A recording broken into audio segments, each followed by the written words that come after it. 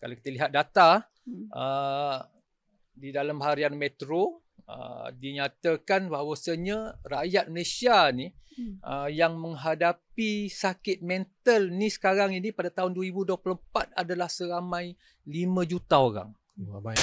Tapi bagaimana Nabi SAW menguruskan stres tekanan ketika itu?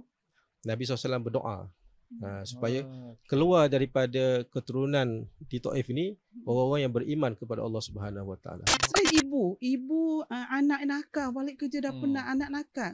Ibu cipta, ibu sekarang ni kena belajar macam mana sebenarnya saya balik nanti kerja, saya tak marah anak-anak saya yang of course fitrah dia memang nakal. Memang nakkan perhatian.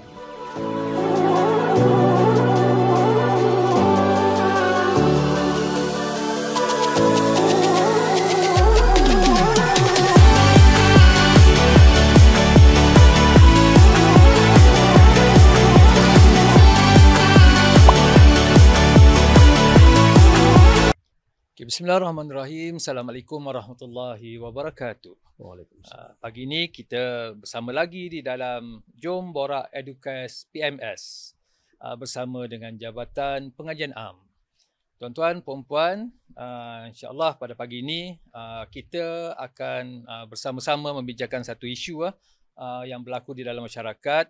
Dan bagi menjelaskan berkaitan dengan isu ini, kita hadirkan bersama kita dua panelis daripada Jabatan Pengajian Am. Jabatan Pengajian Am ini adalah salah satu daripada jabatan sokongan di Politeknik Muazzam Shah. Yang mana di jabatan ini kita khusus berkaitan dengan kursus-kursus yang berkaitan dengan bahasa dan juga bidang-bidang agama lah. Sebab itulah kita bawakan dua panelis kita pada pagi ini, Ustaz Saiful dan juga Ustazah Suraini, yang akan membincangkan isu di dalam Jom Borak Educast PMS ini. Sebelum kita pergi lebih jauh, saya perkenalkan diri dulu. Saya perkenalkan diri saya dulu sebagai moderator. Saya Ustaz Haji Badrul Hakimi bin Muhammad Bastamam, yang juga merupakan ketua jabatan lah di Jabatan Pengajian Am. Jadi saya bawa anak buah saya je pagi ni untuk bercakap. Jadi saya hanya tanya soalan je lah supaya anak buah saya yang ulas pada pagi ini, insyaAllah. Jadi untuk yang pertamanya, panelis kita pada pagi ini, saya perkenalkan sedikit dulu Ustaz Saiful, dan kita minta Ustaz Saiful lah untuk perkenalkan diri beliau. Sikit je Ustaz, jangan panjang-panjang. Bismillahirrahmanirrahim. Assalamualaikum warahmatullahi wabarakatuh. Nama saya Saiful Nizam bin Mukhtar. Sekarang ni di JPA lah. Sebelum ni di Polisas dan alhamdulillah pengajian di bidang syariah lah. Polisas Politeknik Sultan Haji Ahmad Shah Kuantan ya. Pengajian dulu di Universiti Al-Azhar Mesir. Jauh tu belajar tu di Mesir. Ni mesti power cakap Arab. Alhamdulillah. Syuai-syuai. Okey, terima kasih Ustaz Saiful lah. Ustaz Saiful ni dia pengalaman luas tuan-tuan dalam bidang agama. Lama di Polisas dan berada di Muazzam ni kurang dalam setahun lebih Ustaz lah. Setahun lebih ya. Okey, kemudian kita beralih kepada panelis kita yang kedua. Ustazah Suraini. Okey, minta perkenalkan diri sikit Ustazah.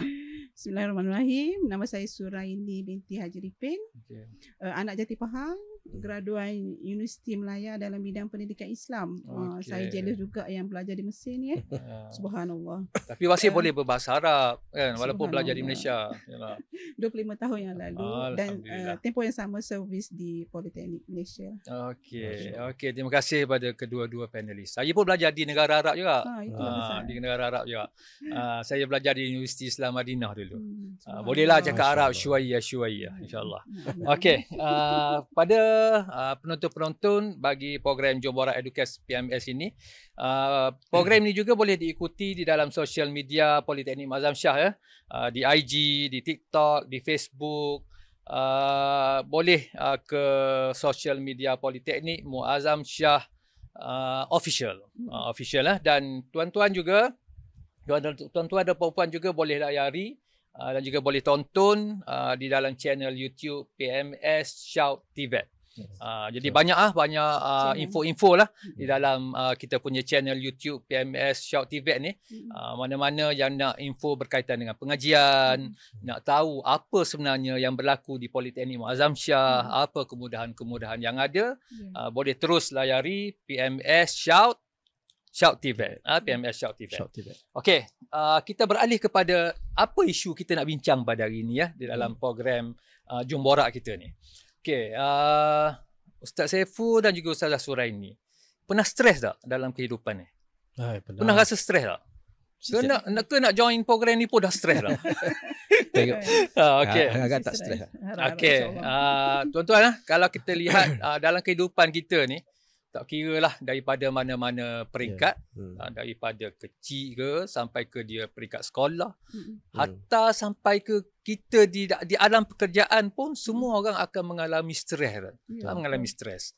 Dan kalau kita lihat dalam kehidupan seharian pun, kalau kita lihat di akhbar, di media-media sosial, data-data statistik yang dibawa, kita lihat data-data yang ada ni menunjukkan suatu kerisauan, kebimbangan. Di mana peningkatan yang berlaku tu agak-agak drastik. Kalau kita lihat data di dalam harian Metro, dinyatakan bahawasanya rakyat Malaysia ni yang menghadapi sakit mental ni sekarang ini pada tahun 2024 adalah seramai 5 juta orang. Ramai Ramai. Penduduk Malaysia kalau kata ada 30 juta, 5 juta tu dah berapa persen dah tu? Tinggi ya dia punya ni. Dan banyak lagi data-data lain yang menunjukkan peningkatan bukan saja berlaku di peringkat dewasa, hatta di peringkat sekolah, mahasiswa, berlaku peningkatan lebih daripada 2 kali ganda. Yang mana pelajar-pelajar juga menghadapi sakit-sakit mental. Dan kita lihat kalau di dalam sosial media, di dalam akhbar, berita, banyak isu-isu yang sedang viral. Macam pagi tadi saya baru dengar satu berita. Semalam pun ada dalam TV saya tengok. Satu kes cikgu sedang menghadapi pertubuhan, bunuh anak dia. Anak dia 11 tahun dia bunuh. Dan di antara penyebab lah, punca-punca perkara yang berlaku ini adalah stres. Jadi kita lihat stres ni bukan saja kita tengok dia punya kesan itu ringan, tapi kadang-kadang tu boleh membawa kepada sangat berat lah dia punya kesan itu. Di luar jangkaan. Okey, jadi untuk mengulas isu ini, saya nak minta Ustaz Saiful lah. Yang pertama ni, kalau kita lihat ada orang yang beranggapan mereka-mereka yang stres ni sebenarnya lemah agama, Ustaz. Lemah pegangan agama dia. Tak tahulah lemah macam mana tu, boleh tak Ustaz ulas sikit? Dari segi perspektif Islam tu melihat stres tu macam mana? Dan adakah tanggapan ini betul, Ustaz? Bismillahirrahmanirrahim. Kalau kita melihat dari sudut kejadian kita lah, kita ni manusia kan, walaupun kita lainan jantina, tapi kita adalah manusia. Bila kita ni manusia, Allah Subhanahu Wa Taala telah berfirman dalam Al-Quran, seperti mana yang semua maklum dalam surah Al-Balad, laqad khalaqnal insana fi kabad, ayat yang keempat dalam surah Al-Balad. Sesungguhnya Allah Subhanahu Wa Taala menciptakan manusia ni dalam keadaan dugaan, ada cabaran dan dugaan yang akan dia lalui. Jadi seperti itulah kalau kita tengok, sebenarnya ramai di kalangan kita menganggapkan bahawa stres ni negatif kan, negatif. Tapi sebenarnya stres ni adalah sunnatullah. Dalam Al-Quran menyebut bahawa innal insana khuliqa halu'a. Manusia ni dia diciptakan, sesungguhnya manusia ni diciptakan dalam keadaan keluh kesah. Dia keluh kesah. Sebab banyak benda lah yang menekan dia dalam kehidupan. Sama ada di dalam keadaan orang menyuruh dia bersedekah dan sebagainya. Tapi Ustaz, kalau kita tengok dari sudut agama sendiri, bila kita sebut stres ni satu fitrah, satu benda yang semula jadi, maka Islam juga mengajar kita supaya kita bersabar. Bersabar. Sebab itulah kalau kita tengok sejarah sirah Nabi sendiri sallallahu alaihi wasallam, bagaimana Allah Taala menguji para anbiya yang kita sebut dengan Nabi Ulul Azmi kan Ustaz kan. Mereka ni diuji dengan tekanan dan stres yang tinggi. Akhirnya mereka diberi kekuatan oleh Allah Subhanahu Wa Taala untuk melalui ujian-ujian tersebut. Sebab tu kalau kita kaitkan stres ni dengan kurangnya didikan agama, semua orang melalui stres. Tak kira lah dia seorang yang orang agama ke, dia bukan orang agama ke, dia perempuan ke, dia lelaki ke, tak kisahlah apa kedudukan dia. Semua, dia maksudnya stres ni tak semestinya orang Islam je kena. Maknanya orang bukan Islam pun dia akan stres juga. Stres juga. Sama ya. Sama je. Sebab tu kalau kita lihat dari sudut ujian para nabi sallallahu alaihi wasallam sendiri pun, ketika mana Nabi berdakwah di Taif.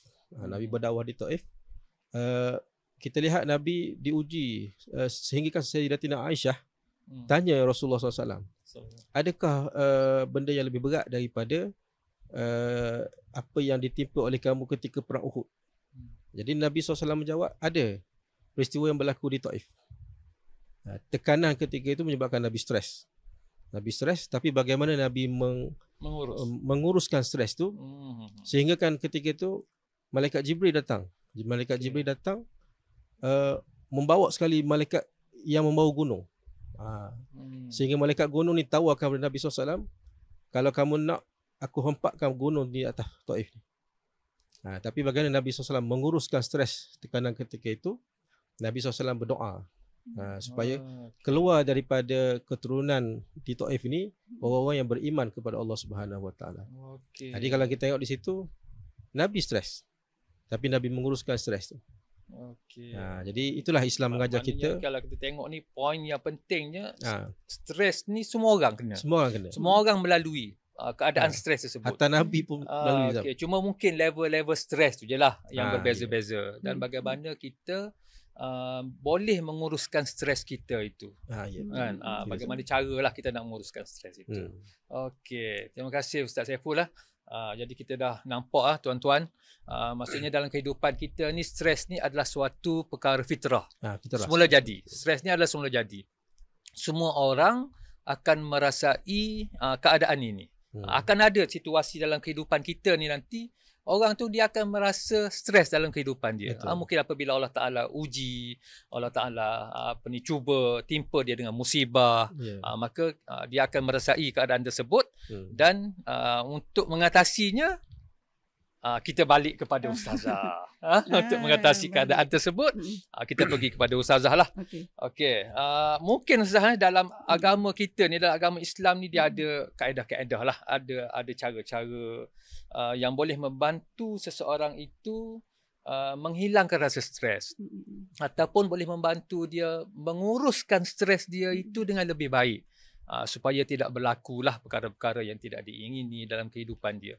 Sebabnya kalau kita lihat, kalau orang tu tak boleh urus stres, dan bila stres, tekanan tu makin teruk, maka dia akan membawa kesan-kesan yang buruklah kepada kehidupan individu tu. Okey, minta Ustazah ulas sikit. Okey, baik, tentang pengurusan stres ya, saya cuba fokuskan kepada apabila seseorang itu diuji dengan masalah. Mungkin stres tadi ada punca dia, Ustaz. Stres ni tak akan datang macam tu saja. Jadi macam Ustaz Saiful cerita tentang Nabi, itu level dia sangat tinggi, kemuliaan, kesabaran, sehingga kan malaikat nak balas kan, kalau boleh nak humpuk gunung tadi pun Nabi tetap mulia. Kalau kita subhanallah, bolehkah kita maafkan kan? Kalau kita orang dah offer gitu habis ya. Silakan. Ataupun kita awal-awal lagi kan, kita dah balas dendam tu. Jadi kemuliaan tu level bagaimana menguruskan stres bergantung kepada kita sendiri. Kekuatan tu ada dalam diri kita. Sekarang ni saya mengajak semua penonton dan kita semua juga, macam mana sebenarnya kita nak ada level setakat level yang kita boleh high, tinggi, level orang awam. Orang awam, tapi kita nak up every day, Ustaz. Supaya stres yang kita nak uruskan tadi tu tidak membawa kesan yang buruk.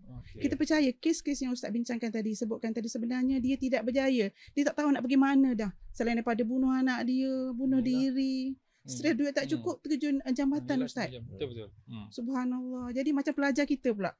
Kalau dia stres nak buat assignment, kat mana punca dia? Mungkin pensyarah dah bagi dah 2 minggu masa untuk siapkan dengan time yang sangat cantik, tapi dia lalai dengan benda-benda lain yang lebih mungkin dia rasa penting tapi sebenarnya tak penting. Cuma kumpul sampai ujung belaka. Dia mencipta stres dia sendiri, Ustaz. Stres ibu, anak nakal, balik kerja dah penat, anak nakal. Ibu cipta, ibu sekarang ni kena belajar macam mana sebenarnya saya balik nanti kerja, saya tak marah anak-anak saya. Yang of course, fitrah dia memang nakal. Memang nakkan perhatian. Okey, jadi antara tips lah, kalau saya sendirilah, saya selalu jugalah Ustaz, stres. Dah sampai umur macam ni macam-macam yang perkara dalam hidup yang kita lalui, kita selalu stres. Yang kecil kita stres, yang besar, yang macam-macam. Macam-macam perangai anak-anak. Macam-macam anak, suami, pasangan, kawan-kawan, bos kat pejabat, ustaz kenderaan di jalan, lori-lori pemandu-pemandu lain, semua membuat kita rasa stres. Okey. Pertama saya selalu bagi petua lah kalau boleh kita dulu selain daripada kita mengkaji punca untuk cari solusi, kita ni lebih dahulu mendekatkan diri kepada Allah. Allah uji, Allah bagi stres sebab Allah nak kita dekat dengan dia. Maksudnya biar kita pandang positif dulu stres tu. Ini adalah punca sebab saya. Okey. Datang pada saya, kenapa kereta tadi bawa slow sangat, saya nak cepat. Okey, saya mungkin kena sabar sebab mungkin yang kat depan tu dia ada masalah Ustaz, kereta tak boleh pergi laju dan sebagainya. Positif tadi menyebabkan kita reda sikit stres tu. Okey, saya pula tengok macam ni. Kalau kita stres, contohnya dengan mungkin tak cukup ilmu keibubapaan. Saya sepatutnya prepare dah. Ibu sebelum balik saya prepare dah macam mana saya nak cool. Kat office saya dah siap-siap supaya contohnya macam mana saya nak buat bila sampai nanti. Kita nak serap dia punya tekanan kan. Ya, untuk supaya tak jadi negatif. Tak jadi kita marah balik. Dan antara pertama sebelum kita pergi lebih banyak lagi, kita jaga amalan kita dengan Allah lah kan. Kita jaga solat kita. Kerana kita ramai yang solat. Tapi kita tak yakin solat tu dapat membentuk diri kita, peribadi kita yang baik. Sebab mungkin kita solat sebab kewajipan solat. Sebenarnya penghayatan solat tu dapat dekat diri kita sendiri. Pahala tu Allah yang bagi, tapi sebenarnya manfaat dia untuk diri kita. Anak-anak kita sekarang, pelajar-pelajar kita tak jaga yang utama ni. Mak ayah selalu pesan jaga solat anakku, jaga solat anakku. Penting untuk pengurusan stres tu. Ya, itu yang pertama, hubungan kita dengan Allah. Tolong kuasai bagaimana tahsin solat tu, kena selalu belajar sampai kita tua pun belajarlah. Sebab ilmu tentang solat ni dapat membuatkan kita lebih dekat dengan Allah. Ada sedih, macam mana orang tak sabar nak solat. Macam mana pula ada setengah orang yang melewat-lewatkan solat, tak rasa penting pun solat. Mungkin kita boleh refleksi diri kita kan, muhasabah. Hubungan dengan Allah tu memang betul-betul kena jaga. Kalau yang kat situ tak settle, macam mana dengan yang lain tadi? Dengan anak-anak, dengan kawan-kawan, dengan pensyarah, dengan student. Kan Ustaz? Yalah, betul-betul. Tapi kita nampak juga, maksudnya apabila berlaku sesuatu stres tu, kalau boleh kita cuba kaitkan dengan kenapa Allah buat tu. Kan? Baru kita akan rasa boleh reda dengan stres tersebut kan. Mungkin Allah kenakan stres ni, Allah timpa musibah ni, mungkin Allah Ta'ala nak ampunkan dosa aku. Of course betul kan? Mungkin Allah Ta'ala nak angkat darjat kita kan. Maka kita kena percaya Ustaz, apa yang Allah timpa pada kita adalah yang terbaik. Lambat atau cepat, manisnya mesti di hujung. Hikmah tu ada. Hikmah mesti wajib. Tu Tidak ada yang buruk Allah ciptakan maksudnya pada kita. Apa yang diajar konsep dalam Islam tu, konsep reda, qada dan qadar dan sebagainya. Maka benda tu sebenarnya boleh membantu menguruskan stres dengan lebih baik. Lebih positif. Ujian lah, semuanya ujian lah. Tengok tuan-tuan dan puan-puan adik-adik, anak-anak pelajar, ingat pesan ustazah tadi, tolong jaga solat. Tolong jaga hubungan kita dengan Allah Subhanahu Wa Taala. Nanti barulah Allah Taala akan bantu kita untuk lebih kuat untuk kita berjaya mengharungi kehidupan kita bila berlaku je apa-apa musibah, apa-apa keadaan yang membawa kita kepada stres tu tuan-tuan. Okey, jadi untuk segmen yang pertama ni kita setakat itu dulu. Ingat, kita dalam Jom Borak Educast PMS, sila ke channel YouTube PMS Shout TVET untuk kita mendapatkan info yang lebih banyak lagi berkaitan dengan Politeknik Muazzam Shah. Kita berhenti dulu dan sambung sekejap lagi. Okey, terima kasih. Bersama lagi kita di dalam Jom Borak Educast PMS. Sambunganlah, kita sambung balik perbincangan kita berkaitan dengan isu stres tadi ya. Okey, untuk seterusnya, untuk segmen seterusnya ni kita berbalik kepada panel yang pertama kita, Ustaz Saiful lah. Okey, kalau kita lihat Ustaz Saiful lah, Islam ni adalah agama yang orang kata boleh menyelesaikan segala-gala permasalahan dalam hidup lah. Betul. Apabila seseorang itu melalui keadaan stres Ustaz, Dalam Islam ada tak doa ke, surah apa-apa ayat ke yang mana boleh kita gunakan untuk kita meredakan ataupun untuk kita menguruskan stres tersebut, Ustaz? Boleh Ustaz kongsi tak? Boleh share sikit tak? Okay, Bismillahirrahmanirrahim. Kita semua maklum bahawa Islam itu adalah penyelesaian. Jadi bila kita sebut Islam penyelesaian, apa-apa pun yang berlaku dalam isu-isu dalam hal-hal masyarakat kita, mesti ada penyelesaian dia. Itu terutamanya dalam stres ni. Bila kita sebut stres, dia adalah satu musibah lah. Bila musibah ni dalam Al-Quran pun disebut qalu inna lillahi wa inna ilaihi raji'un. Maka bila kita umat Islam ditimpa dengan musibah, maka kita disunatkan untuk menyebut inna lillahi wa inna ilaihi raji'un. Cara maknanya kalau orang stres, ucap tu. Dia itu di antara musibah yang Allah Taala uji kita kan. Jadi dalam agama juga mengajar banyaklah di antara ayat-ayat Al-Quran sendiri, sebab ayat Al-Quran ni adalah syifa. Maka bila syifa dia menyembuhkan segala bentuk. Itu di antara kaedah untuk kita menenangkan hati kita. Sebab stres ni kalau ikutkan orang pekaji berkaitan dengan psikologi Islam ni, stres ni sebenarnya dia berkait dengan hubungan kita dengan manusia, hubungan kita dengan Allah.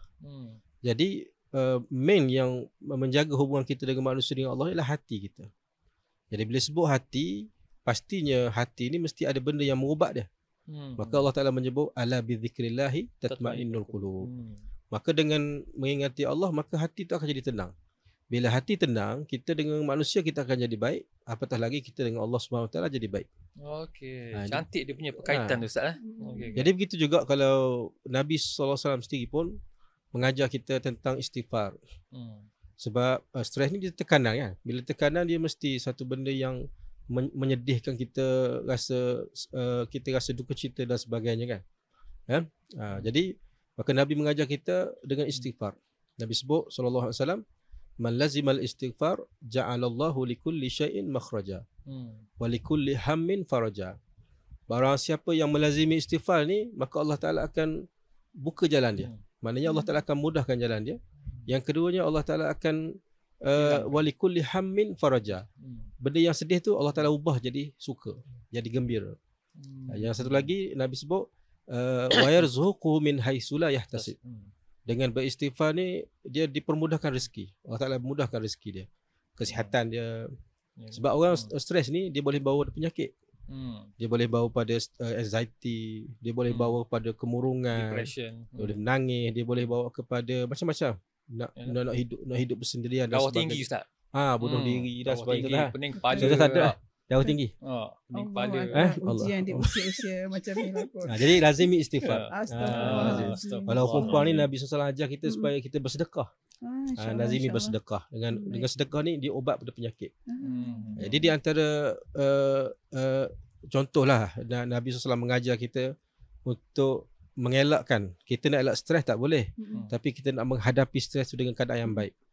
Jadi antara doa yang diajari Nabi SAW adalah Allahumma inni a'udzubika minal hammi wal hazan. Doa ni pendek je, Ustaz.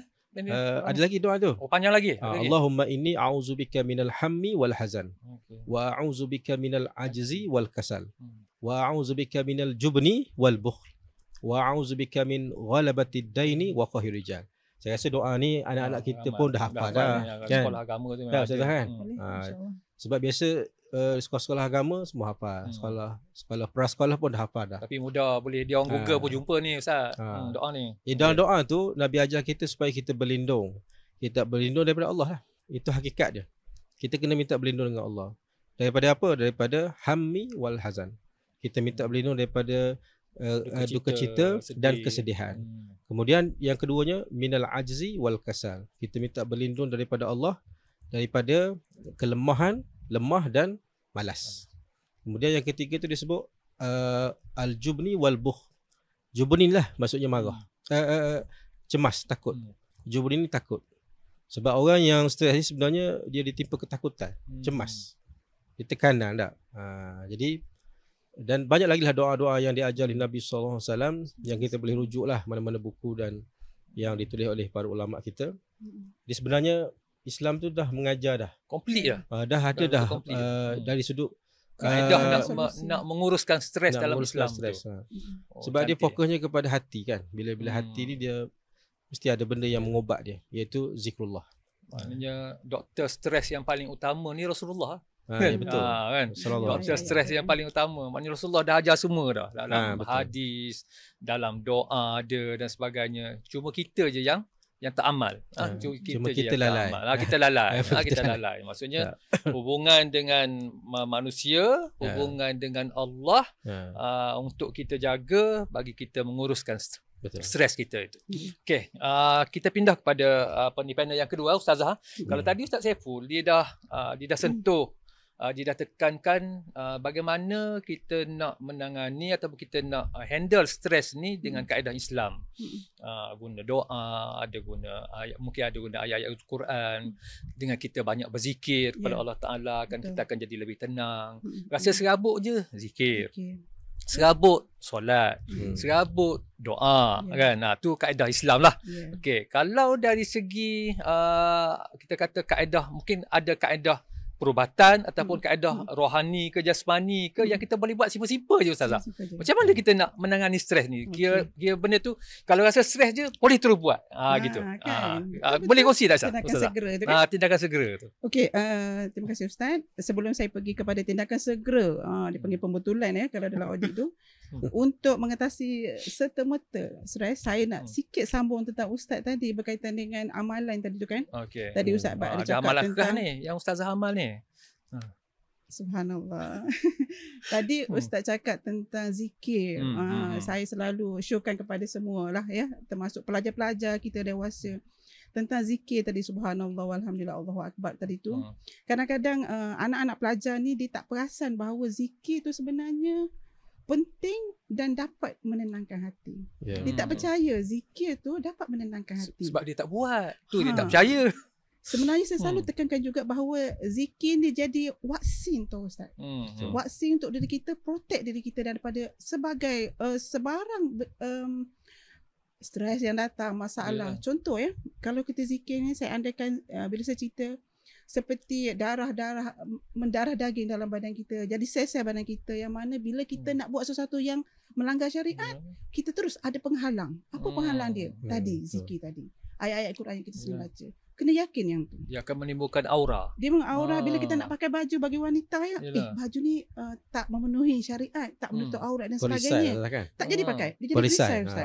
Perisai. Okey. Bila bercakap, betul ke perkataan kita menyenangkan hati orang yang mendengar atau sebaliknya? Bila kita menulis di laman sosial, adakah perkataan kita itu menyebabkan keburukan yang lebih dahsyat? Sebab tu zikir pasakkan betul-betul bila ada kelapangan, sebab dia mudah je kan.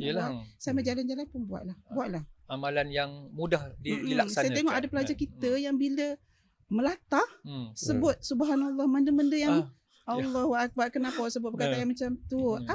Kenapa dia sebut perkataan macam tu? Sebab mulut tak biasa berzikir tu. Ya, sebab dia selalu sebut perkataan macam tu di luar waktu-waktu dia. Saya tak pernah jumpa lagi orang melatah berzikir tak? Allahu Akbar. Sebab apa? Kan? Selawat atau zikir. Maknanya dia selalu sebut, dia akan sebut secara spontan. Jatuh barang, nampak kejadian kan? Subhanallah, nampak yang baik kita. Alhamdulillah, subhanallah. Yang buruk, Masya Allah. Kan? Okey, saya pergi pada soalan Ustaz tadi tentang amalan serta-merta. Yang simple-simple. Tolonglah kepada kita yang selalu stres ni.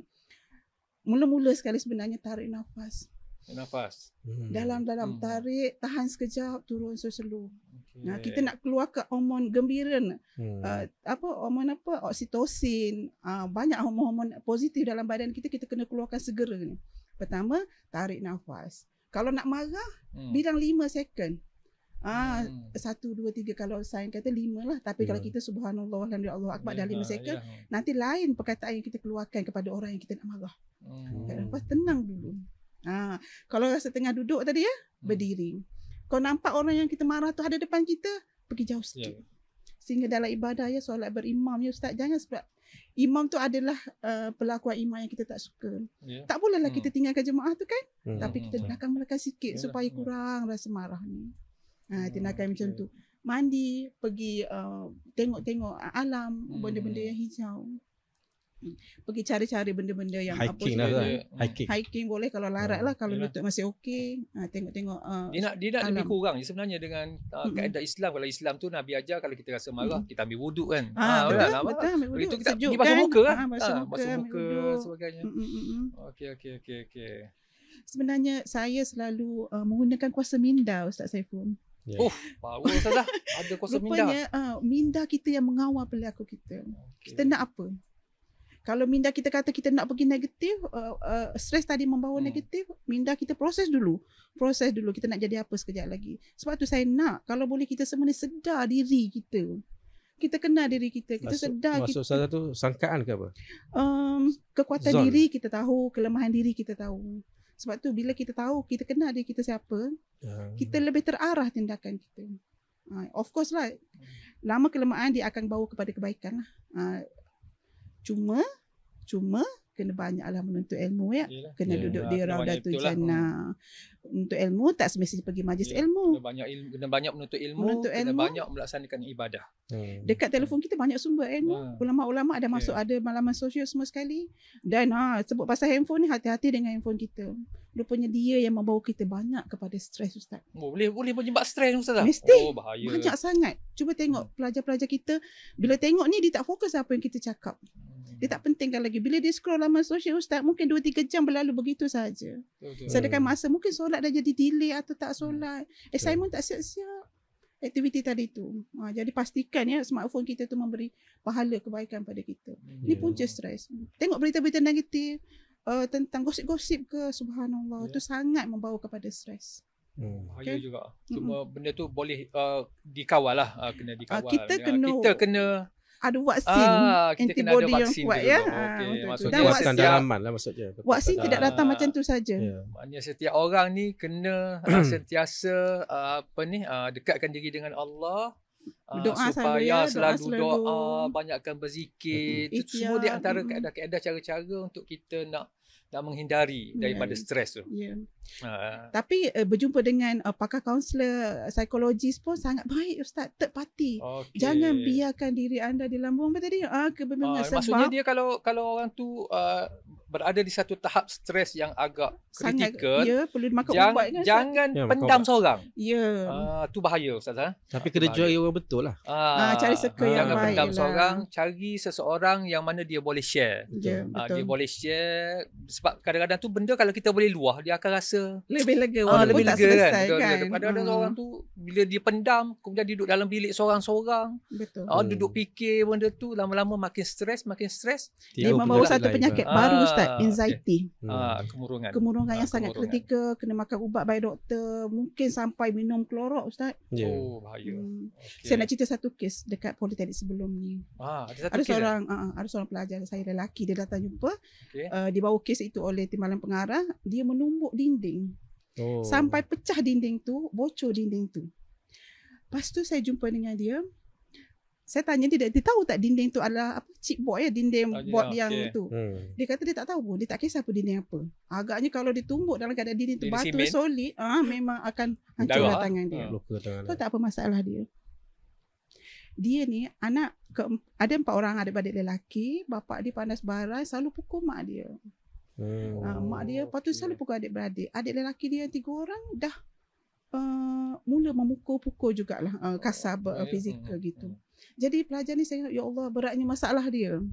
Bukan berpunca daripada dia. Dia pernah cuba angkat kerusi untuk pukul ayah dia, untuk selamatkan mak dia. Persekitaran tu kan. Persekitaran dia, kesian. Pelajar memang masalah keluarga. Tu kadang-kadang kalau pelajar di stres, kadang-kadang ya bukan punca daripada peribadi juga, Ustaz. Kita jangan terlalu negatif pada anak-anak kita ni. Maknanya kita pun kena selidik dulu pelajar-pelajar kita. Dia apa masalah dia kan. Saya sangat kesian. Kalau boleh rasa nak peluk dia masa tu sebab dia menangis. Dia merayu, saya nak buat apa lagi, Ustazah cakap macam tu. Allahu Akbar, kesiannya dia. Dalam keadaan dia nak jadi contoh pada adik-adik dia yang tadi tu. Saya rasa ramai lagi pelajar kita yang macam tu. Maknanya kita pun tak boleh don't just teruskan. Tak boleh kita nak hukum orang semena-mena gitu. Kita tahulah latar belakang. Dia terlalu muda untuk berhadapan dengan masalah tu, Ustaz. Dia belum matang lagi. Okey. Terima kasihlah Ustazah dan juga Ustaz yang sama-sama kita pada hari ini menjelaskan berkaitan dengan isu stres. Tapi kita punya fokus sebenarnya kita nak melihat bagaimana sebenarnya kita nak menangani stres ini daripada perspektif Islam. Sebab kita mungkin ramai orang dalam kehidupan seharian ni dia dah cuba berbagai-bagai cara dalam kehidupan dia. Mungkin kaedah-kaedah simple dan sebagainya, tapi stres tetap juga berlaku. Tapi kita rasa kaedah yang terbaik sebagai seorang Islam, sebagai seorang yang beragama, Islam ini tidak adalah Islam ini adalah penyelesaian. Penyelesaian bagi segala-galanya. Kau sakit rohani ke, kau sakit fizikal ke, insya-Allah dengan Islam ni dia boleh menyelesaikan segala-galanya. Kita cuba kaedah yang dibawa oleh Islam dengan cara berdoa, dengan cara dengan cara solatnya, dengan cara zikirnya, jumpa orang-orang alim dan sebagainya. Boleh bertanya kan, boleh bertanya pada orang alim dan sebagainya. Tak ada yang perlu malu-malu ya, jangan malu-malu. Jangan ada malu-malu, jangan pendam seorang-seorang stres tersebut. Kalau ada masalah, kalau boleh jumpa je ketua jabatan tanya kan, untuk sama-sama bincang dan sebagainya, insya-Allah. Okey, jadi insya-Allah sekadar itu dulu untuk segmen yang kedua ni tuan-tuan. Insya-Allah sekejap lagi kita kembali di dalam blok yang ketiga untuk penutup dan juga sedikit kesimpulan lah. Dan jangan lupa tuan-tuan, sila layari dan juga sila tonton PMS Shout TVET untuk sama-sama dapatkan info yang terkini, info yang lebih detail berkaitan dengan Politeknik Muazzam Shah. Okey, kita berhenti dulu, sambung selepas ini. Okay, kembali semula kita ke segmen seterusnya, segmen terakhir Ustaz. Kita nak habis dah. Nak habis dah untuk kali ni. Tapi kalau nak lagi tak apa Ustaz, kita boleh buat lagi lain kali ya. Kita boleh buat lagi lain kali. Okay, untuk yang terakhir ni kita punya Jom Borak Educate PMS ni, kita nak minta sedikit Ustaz dan juga Ustazah mungkin boleh buat sedikit rumusan lah berkaitan dengan isu yang kita bincang pada hari ini yang berkaitan dengan stres ni Ustaz. Okey, Ustaz Saiful dululah untuk rumus sikit lah Ustaz. Bismillahirrahmanirrahim. Terima kasih sahabat. Kita sebagai seorang Muslim, maka mestilah kita nak kepada kehidupan yang baik kan. Jadi kehidupan yang baik ni seperti mana disebut oleh Allah Subhanahu Wa Taala berfirman dalam Quran, orang yang beramal soleh ni, dia beriman, maka Allah Ta'ala akan berikan kepada dia falanuhyiyannahu hayatan thayyibah. Nah, kalau kita nak kehidupan yang baik, mestilah kita beramal soleh, tapi dalam waktu sama kita beriman kepada Allah Subhanahu Wa Taala. Jadi secara kesimpulan yang kita boleh buat berkaitan dengan tajuk stres kita ni, oleh kerana kita tahu bahawa stres ni adalah satu fitrah, satu sunnatullah yang semua orang kena lalui, maka kita kena ada matlamat lah. Sebagaimana firman Allah Ta'ala dalam surah Al-Mulk yang kita duk baca tiap-tiap malam kan, sebelum kita tidur sahaja kan, kita disunatkan baca sebagai peneman kita dalam kubur nanti lah.